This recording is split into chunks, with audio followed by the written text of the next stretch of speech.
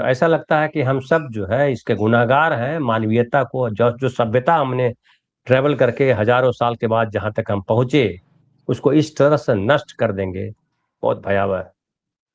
और ये भी खतरा है कि कहीं परमाणु युद्ध न हो जाए, कोई देश जो है परमाणु बम न फेंक आए, और वो बड़ा स्याह दिन होगा, बहुत भयानक दिन होगा।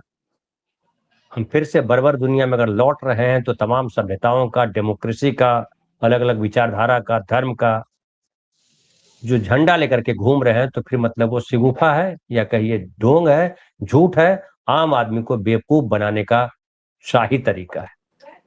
शाही तरीका इसलिए कि पूरी दुनिया के शासक जो हैं जिस तरीके से झूठ बोलने लगे हैं, जिस तरह से बदनाम करते हैं धर्म को, जिस तरह से बदनाम करते हैं मानवीयता को, सभ्यता को, तमाम चीजों को, हर तरीके के झूठ बोला जा रहा है, हर तरीके का छल प्रपंच चल रहा है। और इससे पता चलता है कि अमेरिका, खास करके बात कीजिए, अमेरिका डेमोक्रेसी की बात करता रहता, जहां डेमोक्रेसी नहीं वहां हम हैं। और कहीं कोई बर्बर तरीके से या अपने ही समाज को, अपने ही देश को अगर कोई परेशान करता है तो हम उसको छोड़ेंगे नहीं। लेकिन अमेरिका कर क्या रहा?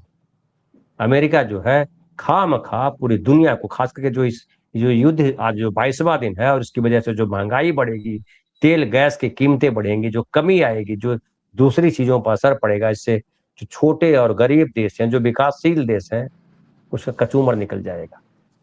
आज दिन में भी हमने बात की थी कि पेंटागन का पैसा भी पूरा खर्च हो गया, और उसने अमेरिकी कांग्रेस से मांगा है कि $200 बिलियन दिया जाए। यही पैसा अगर इंसानियत को बेहतर बनाने के लिए लगाया जाता है, जो ये बम में फूंका जा रहा है, ये पैसा अगर इंसान को बेहतर बनाने के, दुनिया को बेहतर बनाने की दिशा में काम होता। जो पॉल्यूशन है दुनिया में, जो नई नई बीमारियां आ रही हैं, जो पानी का संकट है, जो दूसरी और समस्याएं हैं, दुनिया में ढेर सारी आबादी जो है भूख से मर रही है। भारत का ही देख लीजिए तो 85 करोड़ लोगों को नरेंद्र मोदी 5 किलो अनाज पे जिंदा रखे हुए हैं, बकौल नरेंद्र मोदी। तो कितना भयावह है। और अमेरिका में भी गरीबी है। ऐसा नहीं कि अमेरिका में सारे जो है स्वर्ग में बैठे हैं, इसराइल में भी गरीबी है, पूरी दुनिया में गरीबी है। और पूरी दुनिया के इंसानों को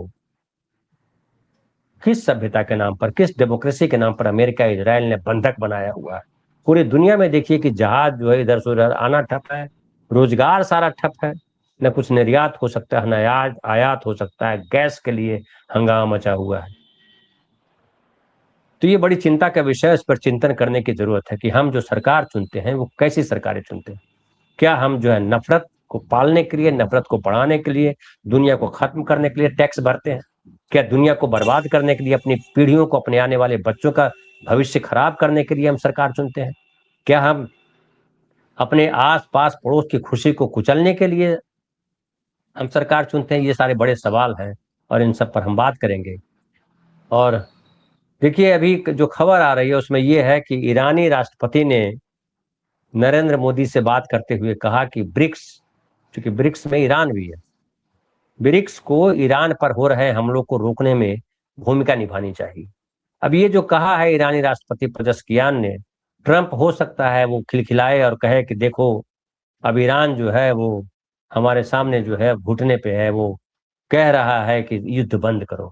ट्रंप कुछ भी बोल सकता है, और कुछ भी बोल सकता है वो जो नेतन्याहू है।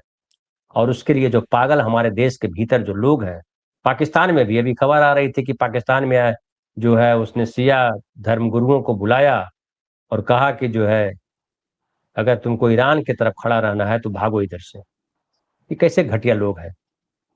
आसिम मुनीर ने कहा, पाकिस्तान में आसिम मुनीर ने कहा कि शिया विद्वानों की एक मीटिंग बुलाई और पूरी बदतमीजी से कहा कि ईरान का समर्थन करना है तो ईरान चले जाओ।